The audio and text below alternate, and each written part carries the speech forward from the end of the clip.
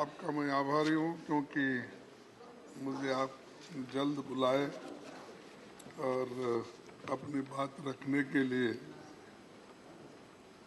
मुझे मौका मिला, इसलिए मैं आपका आभारी हूँ। मैं इस शब्द से शुरू करूँगा ताकि कोई ये न समझे कि हमारे लिए ही ये बोल रहे हैं। मैं आम जनता जो बोलती है वही बात मैं यहाँ रख रहा हूँ। और संविधान आगे ये भी बोलूँगा कि संविधान कैसा बना और संविधान के तहत हम कहाँ तक चल पाए और संविधान ने कितनी हमको आज़ादी दी है, उसका हम कहाँ तक किस ढंग से अच्छी तरीके से देश को बनाने में हम इस्तेमाल कर रहे हैं, ये बहुत बड़ी बात है। ठीक है, आपके भाषण में तो आपके अचीवमेंट भी आए, आपके अनुभव भी आए और आप जो चाहते थे उसको यहाँ पर रखने की कोशिश की है। लेकिन मैं इससे शुरू करता हूँ, बदलना है तो अब हालात बदलो, बदलना है तो अब हालात बदलो, ऐसे नाम बदलने से क्या होता है। देना है तो युवाओं को रोजगार दो, सबको बेरोजगार करके क्या होता है। दिल को थोड़ा बड़ा करके देखो, लोगों को मारने से क्या होता है। दिल को थोड़ा बड़ा करके देखो, लोगों के मारने से क्या होता है। कुछ कर नहीं सकते तो कुर्सी छोड़ दो। बात बात में डराने से क्या होता है। बात में डराने से क्या होता है। अपनी हुक्मरानी पर तुम्हें गुरूर है, लोगों को डराने से धमकाने से क्या होता है। बदलना है तो अब हालात बदलो, ऐसे नाम बदलने से क्या होता है और यहाँ से वहाँ जाने से और क्या होने वाला है। सर, तो सबको गर्व है देश पे और इसीलिए मैं कहूँगा कि जो संविधान आज़ादी के बाद बनी और इस संविधान के तहत हम सभी को चलना है और देश के लिए हम कुछ करना है। और इसमें मैं एक ही बात कहूँगा कि इस पार्लियामेंट्री जर्नी में 75 साल जो संविधान सभा का ये जो संविधान करके हुआ और उसके अचीवमेंट, एक्सपीरियंस, मेमोरीज, लर्निंग्स, इस पे ही हमको बात करना था। तो मैं इसी पे थोड़े शब्दों में बोलूँगा कि एक मेरी भी जर्नी 50 साल में असेंबली और पार्लियामेंट मिलके 52 साल हिस्सा है मेरा भी, लेकिन मुझे यहाँ ज़्यादा समय नहीं मिला, मेरे को वहीं पर रखना पड़ा, बेंगलुरु में ही था। यहाँ बहुत से नेताओं के भाषण सुनने को मुझे कम मौका मिला, सिर्फ 14 साल मिले। कहाँ जा रहे हैं?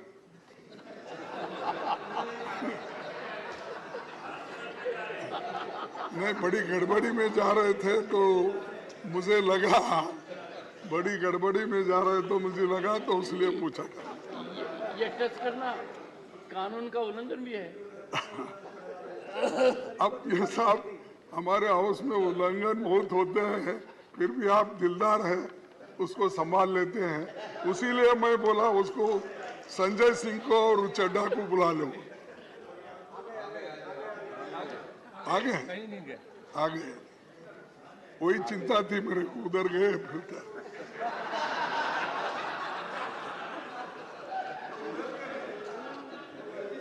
सर,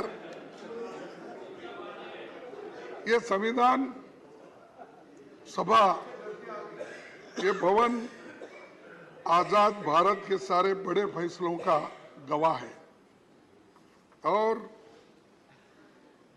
इसी भवन में हमारी संविधान सभा 11 सत्रों में 165 दिन बैठी। उसने 90,000 शब्दों वाला जो संविधान बनाया वो 26 जनवरी 1950 को लागू हुआ। जब नवंबर 1949 को संविधान सभा ने इसकी मंजूरी दी। वहां की बहस सुनने के लिए करीब 53,000 लोग आए थे, विजिटर्स, यानी इस मौके पे।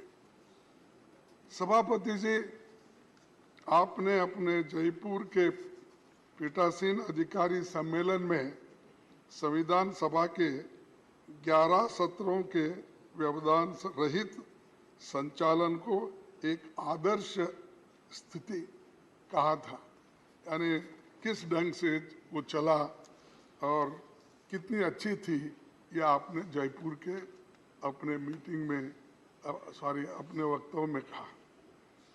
तो ऐसा वो एक वक्त था जो सबको लेके लोग चलते थे और लोकतंत्र को ठीक ढंग से ठीक रास्ते पे ले जाने के लिए कितनी कोशिशें होती थी, इससे ये अंदाजा लगता है। उस वक्त कौन थे प्राइम मिनिस्टर? पंडित जवाहरलाल नेहरू। नहीं सर, आपकी याददाश्त बहुत अच्छी है। इधर क्यों देख रहे हैं? नहीं, इधर ये टैक्टिकल है। मतलब ऐसे लगता है कि बहुत अच्छा स्क्रिप्ट किया हुआ है। साहब मेरे आपको याद दिला रहे थे साहब, सर, आपको याद दिला रहे थे जरा। नहीं, बिल्कुल ऐसा ही था, क्योंकि तब राष्ट्र की बुनियाद रखने का काम हो रहा था, बुनियाद रखना। और बुनियाद के अंदर जो पत्थर जाते हैं वो दिखते नहीं, और जब वॉल पे आप नाम लगाते हो वही दिखते हैं। आप कभी भी जाइए साहब, आप तो 2-4 अनेक कोर्ट तो उद्घाटन किए होंगे अब तक, कहीं भी जाइए, जो बिल्डिंग ठहरती है बुनियाद पर, वो अंदर के मजबूत पत्थर किसको भी नहीं दिखते, लेकिन ऊपर का नाम। माने खड़गे जी, मैं हाल में भारत मंडपम गया था। हाँ, देखिए, भी देखी और ऊपर भी देखा। यही मैं बोल रहा हूँ, आप बहुत से लेकिन देखते हैं। दुनिया के नेताओं ने जो मुझे कहा, सर बोलने आश्चर्यचकित हो गया। सर बोलने दीजिए। उसकी नींव का भी आधार समझ में आ गया, ऊपर का भी समझ में आ गया। उसीलिए साहब इतने बिल्डिंग्स, आप कौन से भी इमारत बनी होगी, राजे रजवाड़ों के महल बने होंगे, और हमारी पार्लियामेंट बनी, पहले की पार्लियामेंट है, नई है, और कुछ कल जाने में अभी वो दिक्कत है, कौन देखे कौन नहीं दे, हमारी जगह कहाँ है वो भी ढूंढना पड़ेगा। उसमें मैं आपकी मदद करूंगा। अच्छा, और आज ही करूंगा। चलो। सर, संविधान सभा ने चुने गए विभिन्न धाराओं के लोग महान नायक थे, उसमें अपने दौर के महारथी थे, उनका बड़ा जमीनी अनुभव भी था। स्वतंत्रता, समानता, न्याय, मानवीय गरिमा और लोकतंत्र उनकी नसों में समाया था, क्योंकि उसके लिए ही तो वो लड़ रहे थे। इसीलिए संविधान निर्माताओं ने हमें जो संविधान दी है, वही हमें आज भी एक बनाए हुए हैं और उसी ने राष्ट्र के लिए सशक्त ढांचा तैयार किया है। इसी कारण लोकतंत्र के सिद्धांत और व्यवहार आज जनता के स्वभाव का अभिन्न अंग है। भारतीय संविधान हमारा सबसे बड़ा मार्गदर्शक है। इसी के आधार पर संसदीय प्रणाली के हक में फैसला हुआ और अडल्ट फ्रेंचाइज जो हमको मिला वो सबसे बड़ी बात है, क्योंकि आपको तो मालूम है पहले जब वोटिंग पावर थी 1935 के तो इस एक्ट के तहत जो टैक्स देते हैं, जिनके पास जमीन है, जो पढ़े लिखे हैं, जो इनकम टैक्स पे करते हैं, ऐसे लोगों के लिए ही वोटिंग का अधिकार था। लेकिन हमने जो संविधान बनाया, पंडित जवाहरलाल नेहरू जी और डॉक्टर बाबा साहब अम्बेडकर, वल्लभ भाई पटेल, जितने भी महान नेता उस वक्त इस कॉन्स्टिट्यूंट असेंबली में थे, उन्होंने अडल्ट फ्रेंचाइज दिया। आप लिखो या आप पढ़े हो या अनपढ़ हो, आप गरीब हो या आप अमीर हो, सबको एक ही वोट और उसका वैल्यू भी एक ही। जो एक बड़ा अमीर आदमी, फर्ज करो अदानी के जैसा, उसको भी एक ही वोट, उसका वैल्यू भी एक ही वोट। लेकिन आज हमारे जो कर्मचारी है, छोटे लोग हैं, काम करते हैं, उनको भी एक ही वोट। ये किसने दिया? ये कॉन्स्टिट्यूशन जो बनाने वाले कांग्रेस के उस वक्त आजादी, जिन्होंने आजादी के लिए लड़े और ये दिलाए और ये ढांचा बना।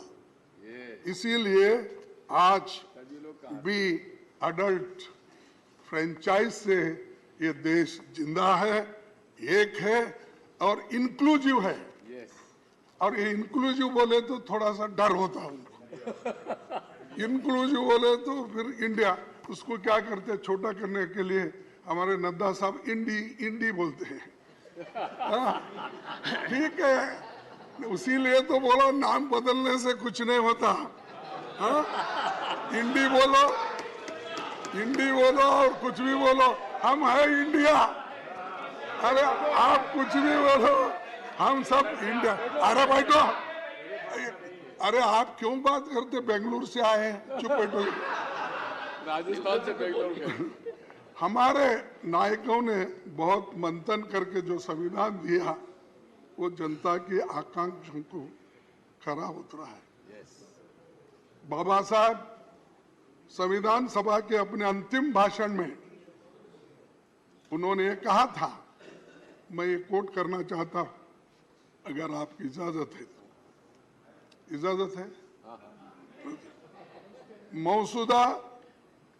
मसौदा समिति का कार्य बहुत ही कठिन हो जाता यदि ये संविधान सभा विभिन्न विचार वाले व्यक्तियों का एक समुदाय मात्र होती। विभिन्न विचारधाराओं के लोगों का एक समुदाय होता। एक उखड़े हुए फर्श के समान होती, जिसमें कहीं एक काला पत्थर होता तो कहीं सफेद, और जिसमें प्रत्येक व्यक्ति या प्रत्येक समुदाय स्वयं अपने को विधिवेता समझता, सिवाय उपद्रव के और कुछ नहीं होता। तो उस वक्त बोल रहे कि इतने सब रहने से उपद्रव के कुछ नहीं होता। सभा में कांग्रेस पक्ष की उपस्थिति ने इस उपद्रव की संभावना को पूर्णतः मिटा दिया और इसी के कारण कार्यवाहियों में व्यवस्था और अनुशासन दोनों बने। कांग्रेस पक्ष के अनुशासन के कारण ही मसौदा समिति यह निश्चित रूप में जानकर कि प्रत्येक अनुच्छेद और प्रत्येक संशोधन का क्या भाग्य होगा, इस संविधान का संचालन कर बैठी।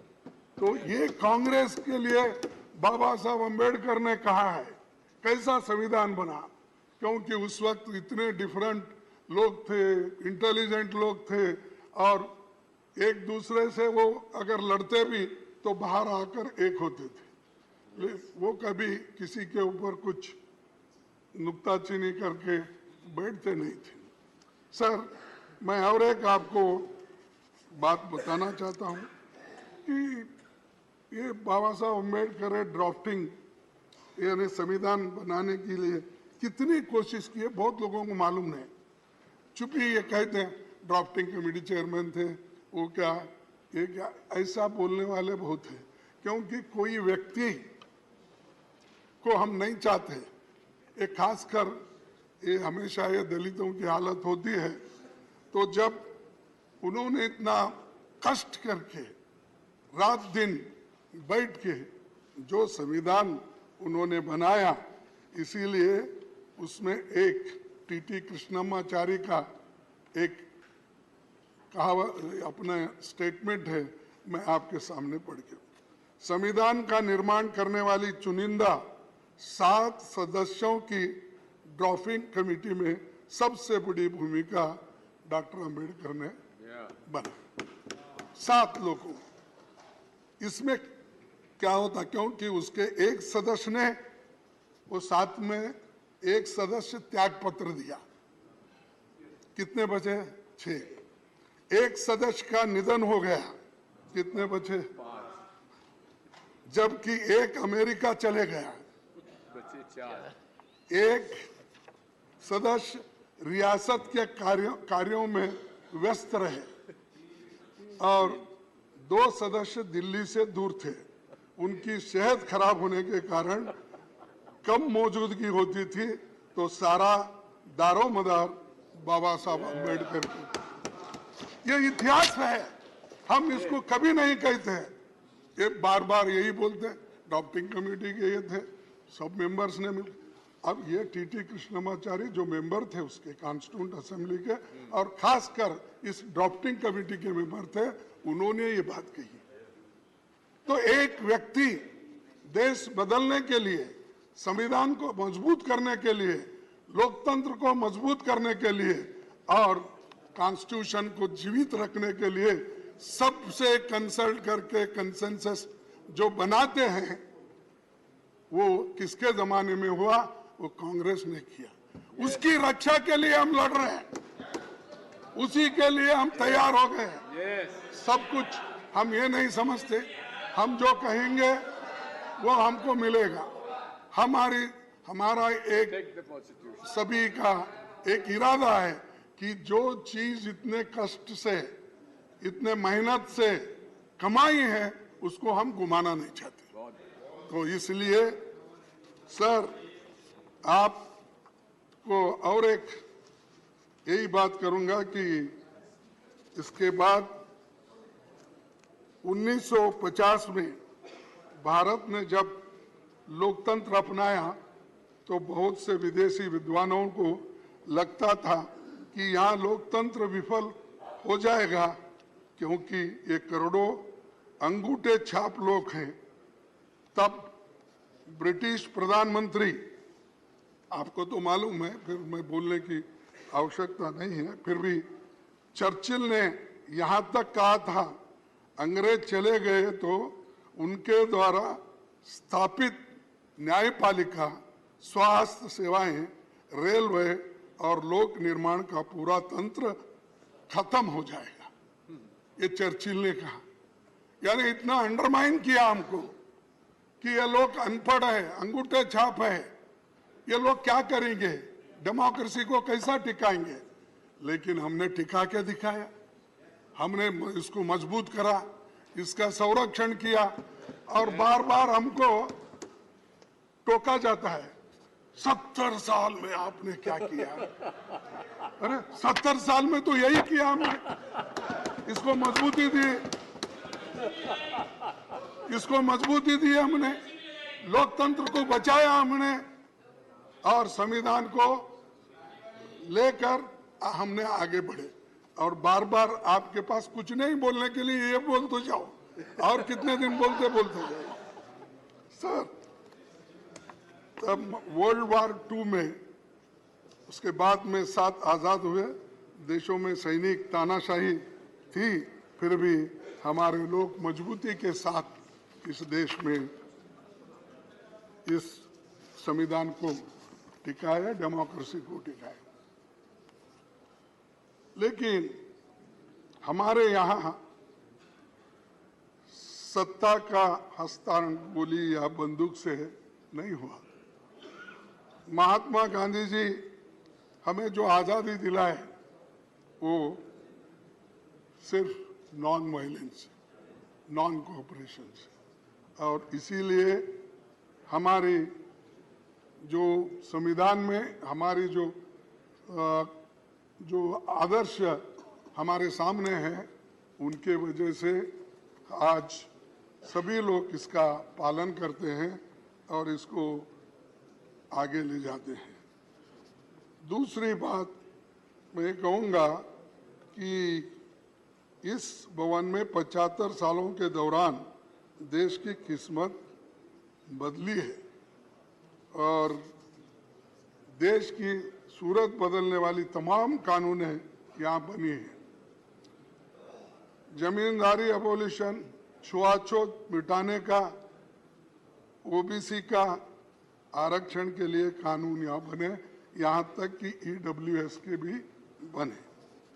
सभापति जी ने, मैं पहले प्रधानमंत्री नेहरू जी का खास तौर पर जिक्र करना चाहता हूँ। उनका मानना था कि संसद तभी तक प्रासंगिक है जब एक समय की बदलती जरूरतों के मुताबिक निरंतर विकसित गतिशील संस्था बनी रहती है। तेजी से बदलाव के दौर में संसद की तेजी से काम करना होगा, ये नेहरू जी का कहना है।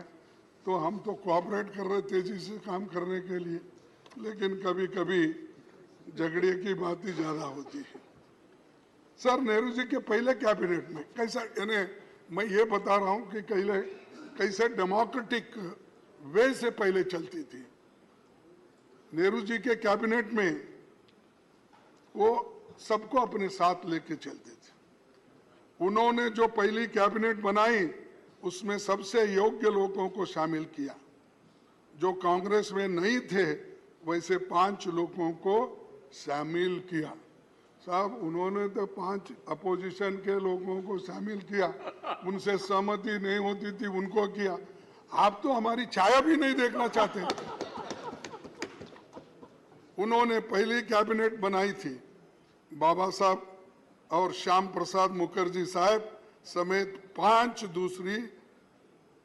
दूसरे धारा के विचारधारा के लोग थे। अब हो सकता है सर, ये कब तक चली सर? हाँ, ये परंपरा कब तक चली? नहीं, ये नहीं, देखिए, जब तक नहीं, उसके बाद में तो हर पार्टी, हर विचारधारा के लोग अपना अपना फ्लैग लेके निकले ला। जब झंडे अलग हो गए, लेकिन इसको बुनियाद डालने के लिए, सहन करने के लिए, सबको लेके जाने के लिए ये काम उन्होंने किया। अब तक तो चल रहा है, लेकिन एक कि आप अपोजिशन को सहन नहीं करते, उन्होंने सहन करके अपने कैबिनेट में लिया। हाँ, बाबा साहब अम्बेडकर को देखो, नहीं, अरे सुनो जी, तुमको क्या इतिहास मालूम है? मैं बताता हूँ। जब कोई भी पार्टी बनाते हैं तो अलग अलग पार्टी में होते हैं, तो वो बाद में बहस करता हूं मैं आपसे, आओ मेरे पास में सब सबूत है। सर, नेहरू जी के बारे में बहुत बातें बोलते हैं अपोजिशन के लोग, खासकर बीजेपी के लोग। ये छोड़ दीजिए, जो आदमी 14 साल जेल में रहकर सब कुछ सहन करके देश के बुनियाद डाल के, बड़े बड़े कारखाने बना के, पब्लिक सेक्टर बना के, नौकरियां दे के इतने बनाए। वो बुनियाद डालने के बाद देश बढ़ा और 5 ही साल में हम आगे बढ़े। तो मैं आपको आगे थोड़ा सा दिखाऊंगा कि किस ढंग से, देखिए बोलते हैं नेहरू जी के कितना बड़ापन था कि अपने राजनीतिक विरोधी धारा को नेता श्याम प्रसाद जी को केंद्र में इंडस्ट्री और सप्लाईज मिनिस्टर बनाए। नेहरू जी संसद का बहुत सम्मान करते थे और अक्सर अपने सहयोगियों को और युवा सांसदों के लिए एक उदाहरण के रूप में उन्हें डिबेट्स के दौरान धैर्यपूर्वक बैठकर सुनते थे, धैर्यपूर्वक बैठकर सुनते थे। अब अंदर भी नहीं आते, वो तो धैर्य के अनुसार सुनते थे, लेकिन यहाँ अंदर भी नहीं आते प्राइम मिनिस्टर। दर्शन नहीं मिलते होते। हाँ, अब दर्शन तो हमको क्या क्या भगवान है क्या दर्शन नहीं? तो हमारे को या कम से कम डेमोक्रेटिक तरीके से आने के लिए बोलो, थोड़ा गोयल को भी रिलीफ मिलेगा। नहीं तो हर बात को डिफेंड करना पड़ता है, वो गोयल जी उठना पड़ता है। थोड़ा उनको जरा बिठा के प्राइम मिनिस्टर जरा बोले, अरे हम भी बोलेंगे हमारे प्राइम मिनिस्टर आए हैं, देखेंगे इस बार के बहुत दिन हो गए उनको देख के। तो अगर कोई पूछेगा तुम्हारे प्राइम मिनिस्टर कैसे है, बोले तो हम मैं क्या बोलूं, अपोजिशन लीडर हूँ।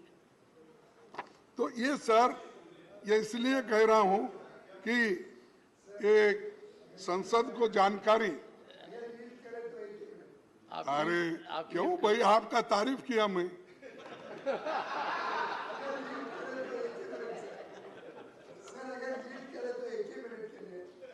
जब प्रधानमंत्री जी यहाँ पे आते हैं तो आप लोग बाहर चले जाते हो।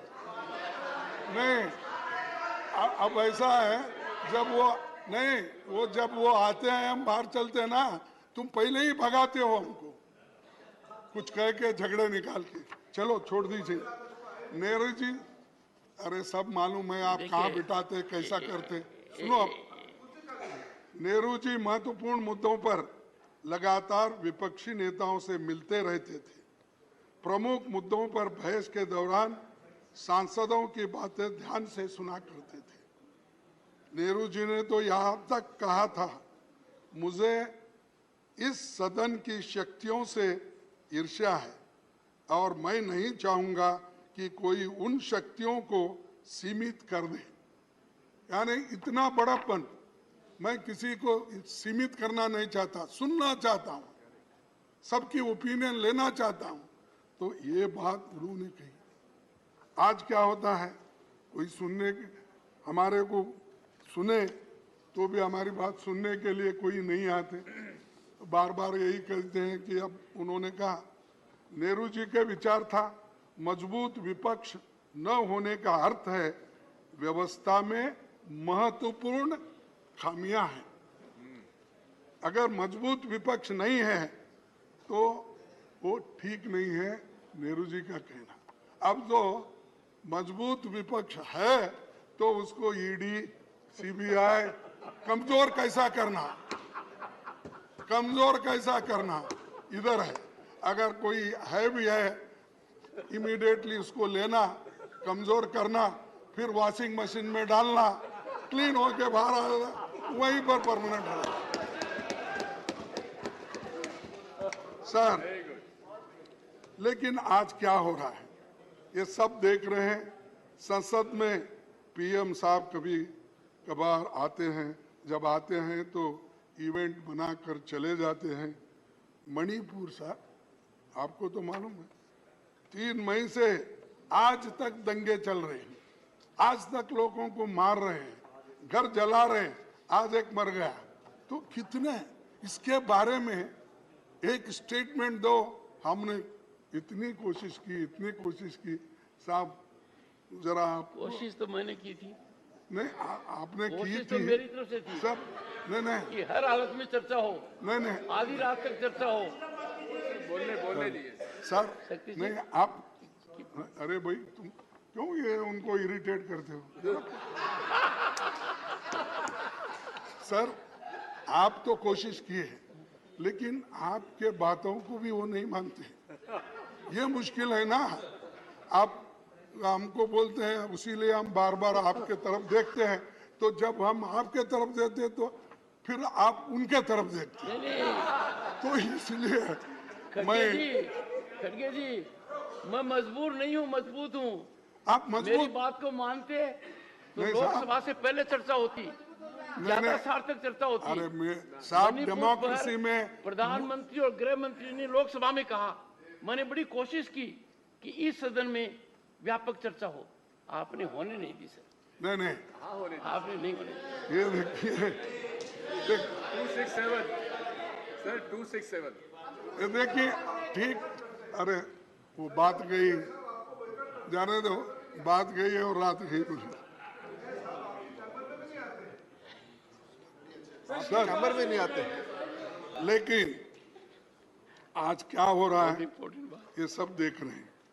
सर, वो देश के कोने कोने में जाते हैं, लेकिन मणिपुर क्यों नहीं जाते?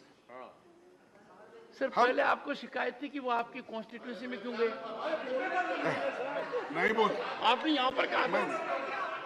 मैंने बोला नहीं, माननीय वो खड़गे आने जी, दो। आपने इस सदन में कहा था नहीं। कि वो मेरे कॉन्स्टिट्यूंसी में क्यों जाते हैं? नहीं, नहीं साहब, वो आने दो। मेरे कॉन्स्टिट्यूंसी में कुछ काम करके दिखा के, कुछ तो करते नहीं। लेकिन खैर, डेमोक्रेसी में हार जीत तो अलग है, लेकिन आते हैं तो इवेंट बना के चले जाते। मैं चाहता था वो गुलबर्गे में एक डिवीजन बने, मैं चाहता था वहाँ एक फैक्ट्री मैंने बनाया था उसको शुरू करे, मैं चाहता था वहाँ पर सेंट्रल यूनिवर्सिटी है वो कुछ इम्प्रूव करे। और कहाँ हमारे यादव साहब कहाँ है, हमारे लेबर मिनिस्टर, उनसे तो मैं आते जाते नमस्ते करता हूँ, साहब मेरा क्या हुआ, एक एम्स बना के दो। वहाँ बहुत बड़ा हॉस्पिटल बना है, तो वो उनके कंट्रोल में है। उन्होंने क्यों उसको इंटरेस्ट नहीं ले रहे? जब तक मोदी साहब का परमिशन नहीं मिलता तब तक वो नहीं देंगे। मेरी मुश्किल ये है कि आप सरकार के ऊपर, सरकार को क्यों रिक्वेस्ट नहीं करते? रिक्वेस्ट नहीं भाई, दबाव डाले तो भी नहीं कर रहे। और आते जाते मैं समझता 50 सलाम तो हो गए होंगे मेरे यादव से। 50 सलाम। हाँ 50 मेरे बाजू में है ना। फिर तो ये ऐसा, और अच्छी बिल्डिंग है, उन्होंने खुद देखे हैं, देखकर। खैर जाने दो, हमारी किस्मत अच्छी नहीं, मेरे लोगों की किस्मत अच्छी नहीं। वहाँ के लोग पहले ही बैकवर्ड है और भी उनको दूर रखे हैं। तो ये मणिपुर को जाना था, वहाँ पर उनके दुख दर्द को देखना था, लेकिन किसी वजह से वो जा नहीं सक रहे। लेकिन इससे ये अच्छा नहीं हो।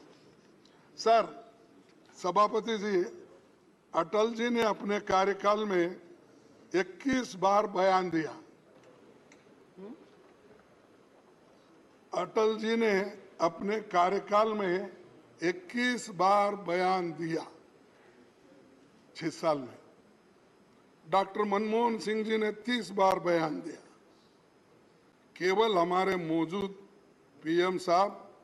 पीएम साहब ही ऐसे हैं जो सदन में 9 सालों में कस्टमरी बयानों को छोड़ के केवल 2 बार बोले। ये डेमोक्रेसी है साहब। अब इसको क्या कैसा सुधारते, मैं आपको ही छोड़ देता हूँ। सर, दूसरी, सर थोड़ा सा ज्ञानवर्धन कीजिए, ये कस्टमरी बयान कौन सा होता है? हाँ, कस्टमरी बोले तो ये अपने राष्ट्रपति जी का, ये जो ऐसे इश्यूज रहते ना, कस्टमरी नहीं सर, बोलना ही चाहिए। सबसे उस वक्त महत्वपूर्ण तो वही है। नहीं, दिग्विजय सिंह जी, ये महत्वपूर्ण मुद्दा है कि यदि अगर प्रधानमंत्री उन कस्टमरी मुद्दों पर बोलते हैं तो कितना आवश्यक है। I am not in defence of anyone, but I am on hard facts. मैं तो समझता था कि माननीय खड़गे जी को शिकायत होगी कि प्रधानमंत्री जी इतना ज्यादा क्यों बोलते हैं लोकसभा में, राज्यसभा में।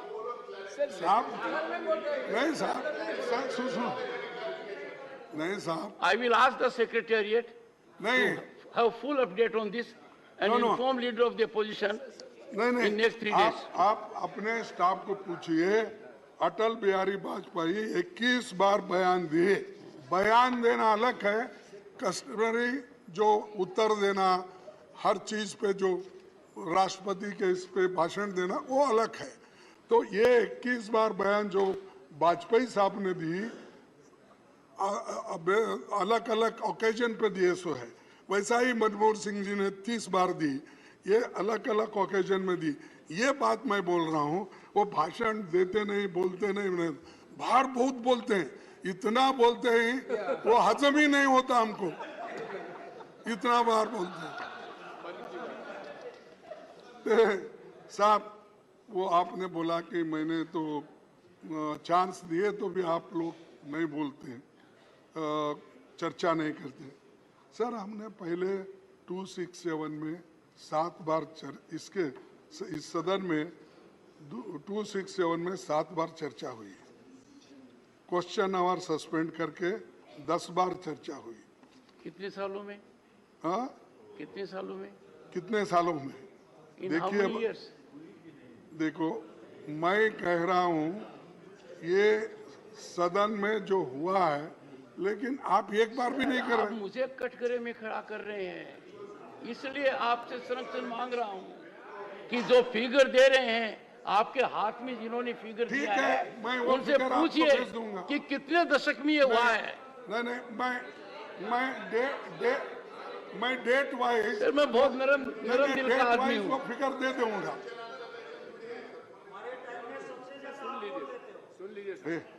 ऐसा नहीं Citizen बोलो। Goyal, ये have क्या है? respect for your leader. ये चुप बैठो भाई। तो आपको चेयरमैन साहब को ऐसा नहीं सताना चाहिए। सर, सर, पहले तो आप उकसाते हो और फिर उनको डांटते हो। नहीं, वो ऐसा बीच में बोल। आपने पहले वाली बात भी बहुत सही कही थी। I became the कानून first बनाने chairman के when leader of opposition declined to see me in the chamber at my request. Yes, I noticed it.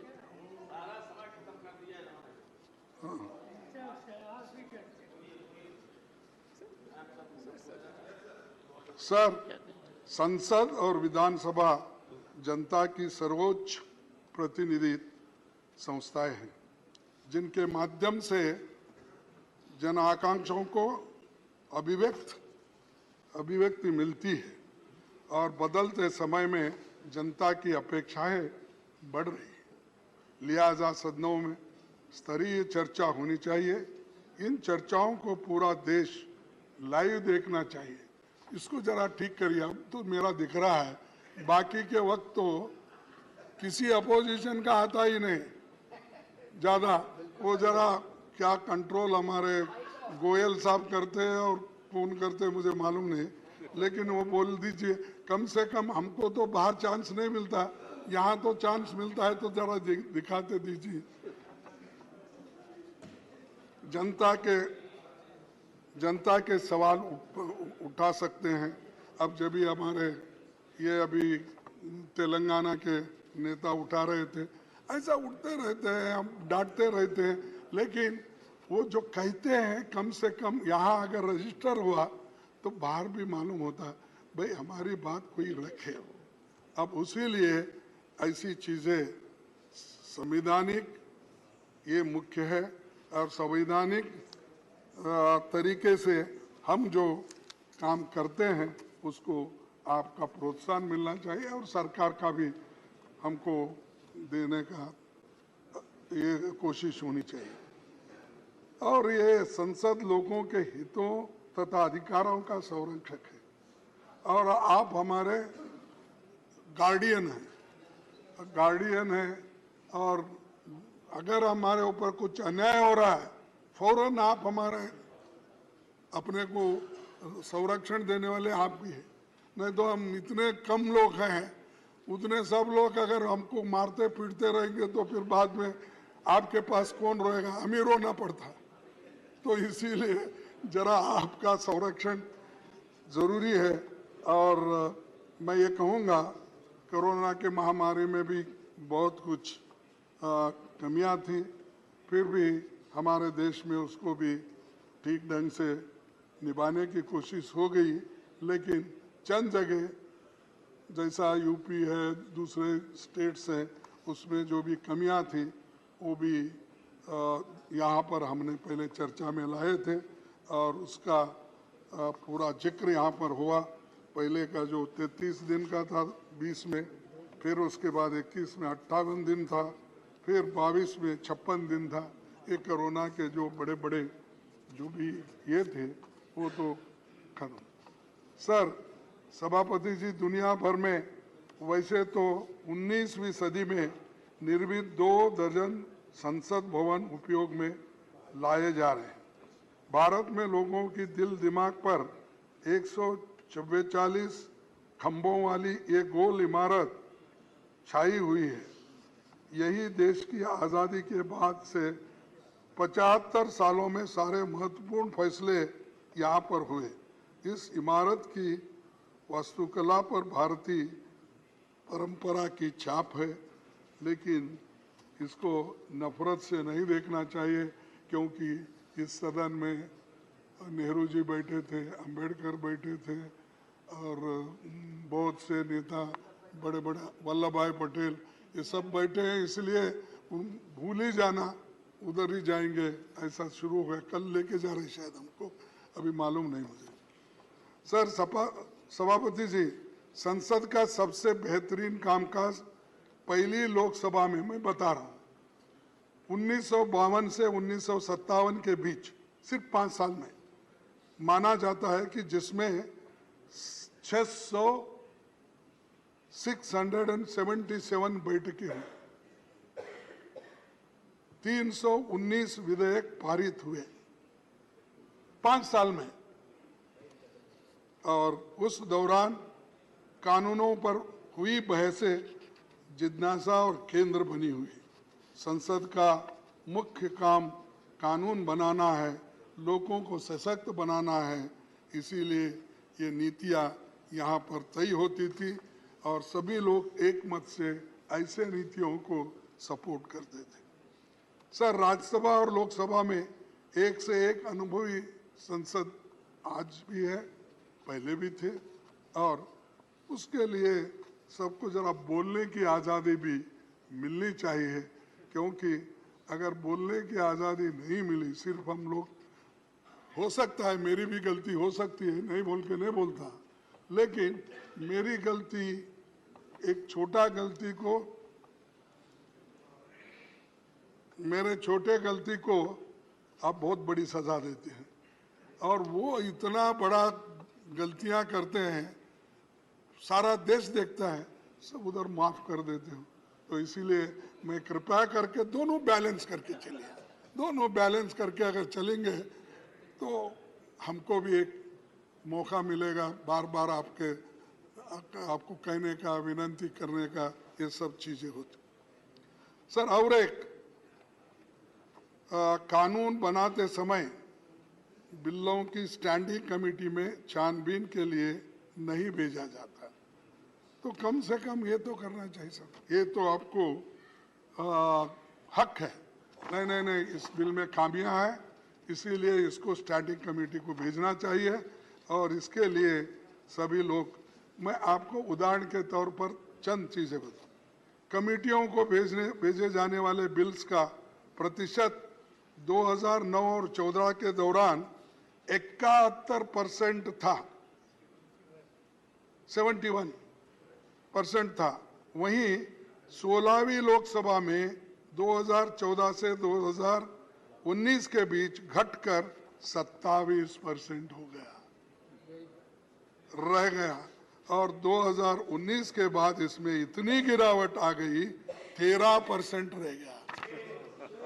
साहब कहा 71%, और फिर पूछते हैं आपने क्या किया, क्या किया? यही किया हम, 71% स्टैंडिंग कमेटी को भेजा छानबीन करके, और आपने क्या किया? 13%, 27%।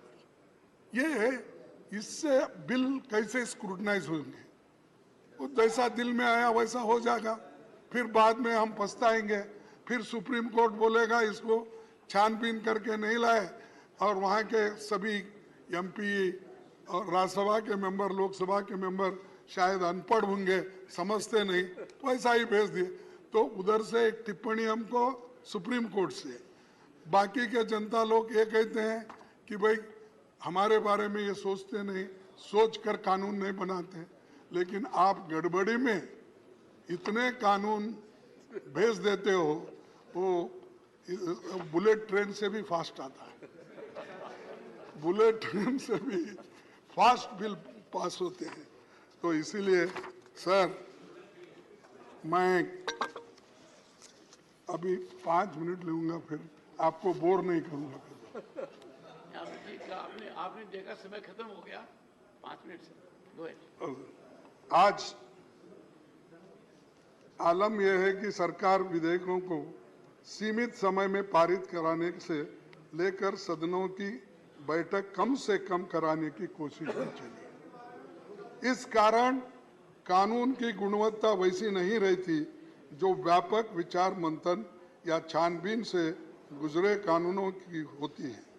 आज आलम यह भी है, 2021 में भारत के प्रधान न्यायाधीश ने कहा कि बिना व्यापक बहस के जल्दबाजी में संसद में कानून बनाने से गंभीर खामियां रह जाती है, कई पहलू अस्पष्ट रह जाते हैं। वही बात मैंने कहा, और ये इसके हालत ये नहीं होती थी कि लोग यहाँ पर बॉर्डर पे किसान हमारे बैठ नहीं सकते थे। 3 कृषि कानून ऐसी जल्दबाजी में किए कि वो तीनों कानून फिर बाद में एजिटेशन होने के बाद ठहरना पड़ा। तो ये ऐसे करने से किसान भी है आज हमारे ऊपर नाराज है कि पार्लियामेंट ऐसा क्यों करती है।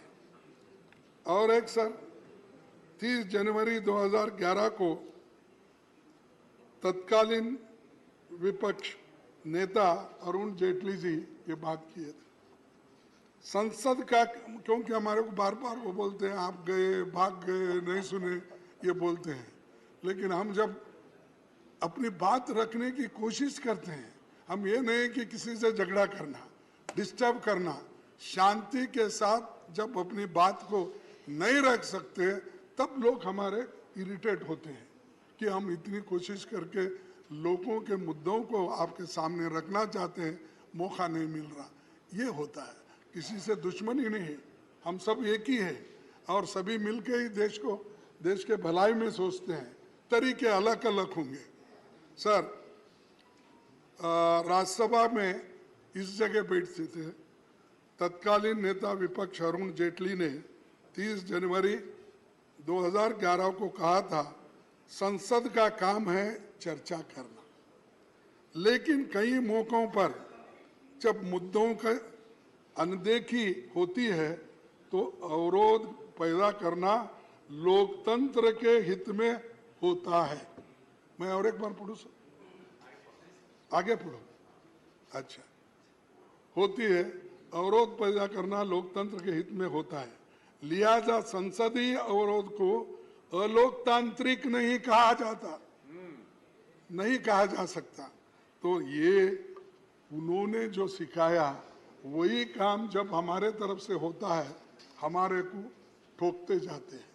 तो सर, ये जो अवरोध पैदा करना लोकतंत्र के हित में होता है, लिहाजा संसदीय अवरोध को लोकतांत्रिक नहीं कहा जा सकता, ये उनकी बातें हैं।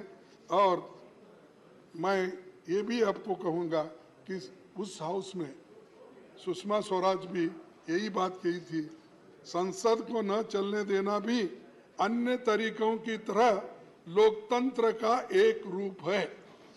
तो ये सारे चीज़ें वहीं से आए। और मैं आपसे ये विनंती करूँगा कि खास करके दिग्गज नेताओं को यहाँ पर जो उनके बारे में उनको जो समय देना चाहिए। और मैं और एक छोटी सी बात 2-4 रख के मेरे भाषण को खत्म कर दूं। विपक्षी नेताओं के कई प्रमुख तथ्यों को सत्ता पक्ष की मांग पर कार्रवाई से बाहर निकाला जाता है और उसके लिए ही मैं आपको पहले आते ही विनती किया, छोटी मोटी चीज़ें जब होती है, आप तो ऊपर हैं हम सबसे, हम नीचे हैं, तो हमारे ऊपर पहला हाथ आप ही का आता है क्योंकि हम नीचे रहने से। तो ये जो है सर, आज तो आपका पूरा अटैक मेरे पर ही है। आप मूल मुद्दे से भटक गए।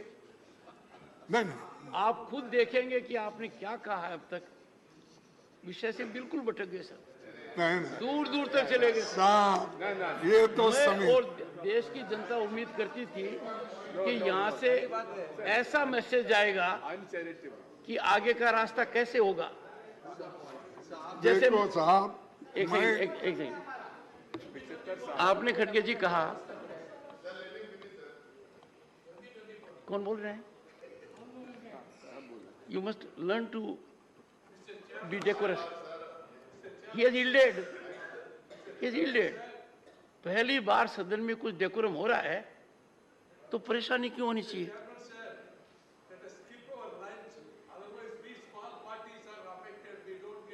You will get the chance, sir. You are a very senior member. You will get the chance. Sir, I agree. We may skip the lunch at Michael Saab's request. Good idea. It's a good idea. But that I will do at 1 o'clock. That I will do at 1 o'clock. खड़गे जी, मैं माननीय सदस्यगण को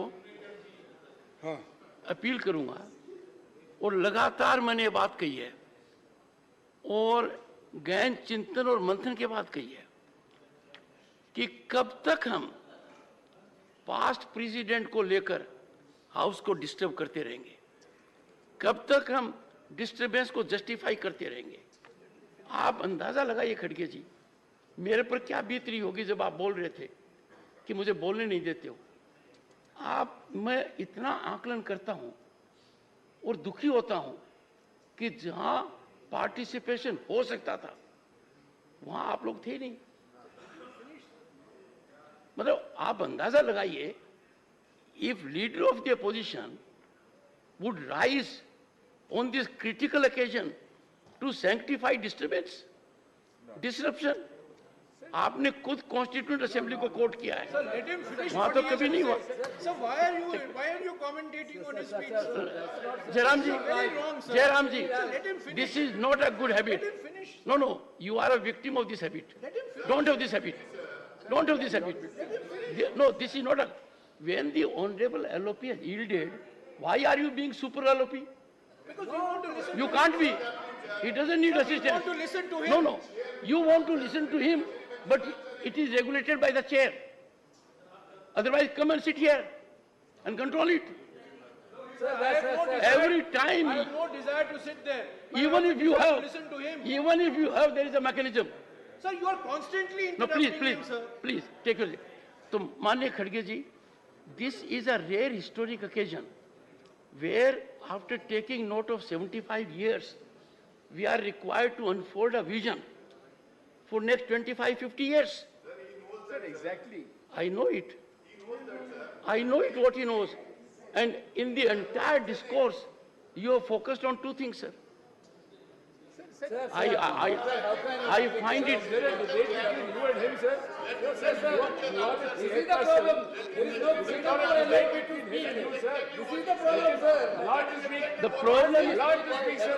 the problem is when there is time to participate, I have seen absence. The problem is when an issue has to be debated, discussed, deliberated, you have walked out of the house. Problem is the chairman. Sir, this is wrong. This is wrong from your part, sir. Sir, this is completely wrong. You are misleading, sir. You are misleading the house. Sir, don't do that. You are misleading the house. You are misleading the house. This is totally wrong. It's a very What is the remark from you, sir? Sit down, sit down, sit down. Sir, please I explain have your own said, statement. one second, I request you to one explain second, your own Jairam, statement. take it, take it. Sir, please Everybody is explain your own cooperating statement. today. Take it. You are misleading here. No, no. You are not debating here, Sir, you are not debating here. Sir, let him speak. Digvijay जी, दिग्विजय जी, एक please please अरे आप बैठो यार. Sir, let him speak. Digvijay ji, with my modest understanding, I can tell you, and I am a great judgment of myself. I self-judge. I can tell you, I am not a stakeholder in politics. I am certainly stakeholder that this upper house, the House of Elders, conducts itself in a manner so that it earns respect of others. We must exemplify our conduct by decorum discipline. One second. On us also. One second. Sir, please don't cast aspersions on us. One second. Sir Would you approve that two honorable members should every time come to the rescue of LOP? Is it not an insult to the position he holds? Sir, allow him to speak. Put some people in discipline court. I would urge, if you do not curb the tendencies of other members, let me tell you, things will get on a tangential route. There was an occasion when you wanted to speak and somebody said, give Digvijay Singh ji an opportunity. In the process, the honorable member was insulting you, insulting me. We don't want that. Okay. So all I say is, we have had some discussion. We have to emanate from this theater sir a मैं तो most खत्म करता important हूँ message to the world outside. Sir, that applies to all of us, including the Conclude, sir. Honorable members, with the sense of the House, we are continuing during the lunch recess as well. Go ahead. Sir thank you sir क्या tolerance है अच्छा बस आपने thank you तो कहा. Sir सभापति जी मैं ज़्यादा बात नहीं करना चाहता हूँ क्योंकि अब टेंशन में आ रहा मामला. तो सर हम बहुत दिन से ये कोशिश कर रहे हैं, सभी की इच्छा है कि महिला रिजर्वेशन का बिल आना चाहिए और महिलाओं को देना चाहिए जो ड्यू है. आज तक हमने सब कोशिश की, लेकिन अब मैं समझता हूँ आप जब आप ये मुद्दा उठाएंगे तो जरूर आपके बात को मान्यता वो दे देंगे. तो मैं ये आंकड़े इसलिए देता हूँ थोड़े से. सर सभापति जी, दुनिया बदल गई है. इस समय राज्यसभा में 10% और लोकसभा में 14% महिला सांसद है. विधानसभाओं में महिलाओं की भागीदारी 10% है. 1952 में नेहरू जी के प्रधानमंत्री काल में पहली लोकसभा में केवल वो भी 5% सांसद महिलाएं थी, लेकिन 70 साल के बाद भी आज 14, 15, 10 के अंदर ही है महिला थी. तो अमेरिकी, मैं और भी आंकड़े देता हूं कि महिलाओं को दूसरे जगह भी ऐसा ही हो रहा. अमेरिकी संसद में 2%, ब्रिटेन में 3% महिला सांसद थे. आज अमेरिका की संसद में 28% और ब्रिटेन में 33% महिला सांसद आज है. तो इसीलिए मैं आपसे गुजारिश करूंगा कि इस महिलाओं का जो बिल है इसको आप ये कर दीजिए. और दूसरी चीज अनएम्प्लॉयमेंट की बात चल रही कि क्योंकि इस 75 साल में हम जब बात करते हैं इधर अनएम्प्लॉयमेंट इतना बढ़ रहा है, इतना बढ़ 8 करोड़ लोग एजुकेटेड वो आज रास्ते पे है. और इन्फ्लेशन तो सब बढ़ रहा है, आपको मालूम है. वो कोई टमाटर डाल के आए तो आपने बहुत उसको डाटा. वो हकीकत थी 400 रुपये 500 रुपये. शायद आप मकान में नहीं पूछे शायद कि आजकल टमाटर की, प्याज की, तेल की, दाल की क्या कीमत है. वो हिसाब आप नहीं पूछ रहे क्योंकि पूरा जिम्मेदारी उनको वहाँ छोड़े और बाकी का जिम्मेदारी आप यहाँ लिए, और इसीलिए ज़रा मुश्किल होगा उनका। लेकिन ये ज़रूरी है, इन्फ्लेशन कंट्रोल करना इम्पोर्टेंट है, नहीं तो डिस्ट्रॉय हो जाएगा डेमोक्रेसी। अनएम्प्लॉयमेंट अगर बढ़ती गई तो डेमोक्रेसी नहीं रहेगी। इसीलिए मैं आपसे विनती करता हूं कि इन चीज़ों को कुछ उत्तर दे। सिर्फ हमने वो किया, ये ठीक है, G2 ठीक है, G2 क्या G20 सर, नहीं, क्योंकि वो जीरो में कमल का फूल ही दिखता था। अब देखिए साहब, वो आप देखिए, Very good, boss. हाँ, आप देखिए वो कभी भी एडवर्टाइजमेंट। खड़गे जी आपका स्तरीय नहीं है, आपका स्तर नहीं है, आपका स्तर नहीं है। वो तो मेहरबानी करके G20 की मजाक मत उड़ाइए। G20 बहुत अरे बड़ा मजाक समूह नहीं है। भाई, लेकिन शायद माननीय leader of the opposition Congress के अध्यक्ष भी हैं, उनको तो सिर्फ 2G दिखता है, 1G and sun ji, 2G दिखता है। अरे ये देखो सर, मैं ईमानदारी के साथ कहता हूं, देश की जब बात आती है उसमें हम सब लोग एक है, उसमें कोई फर्क नहीं। लेकिन तुम बार बार वो गुत्ता मत लो, तुम भी पैट्रियट हो। पैट्रियट हमारे लोग हैं, जान हमारे लोग दिए, मर गए हमारे लोग, मजा आप उठा रहे हो और हमको सिखाते हो। सर आखिरी एक बात कह के आज आप बहुत एजिटेटेड हो। मैं खत्म करता हूँ। नहीं, आज आप बहुत एजिटेटेड हो, हाँ? आप बहुत गुस्से में हो आज। नहीं ना ना, सर, हमारी वतन परस्ती के अनगिनत तारीखें हैं, हमारी वतन परस्ती के अनगिनत तारीखें हैं, बेशुमार खिस्सा है। हो भी क्यों ना वतन से मोहब्बत, हो भी क्यों ना वतन से मोहब्बत, ये तो हमारे ईमान की हिस्सा है।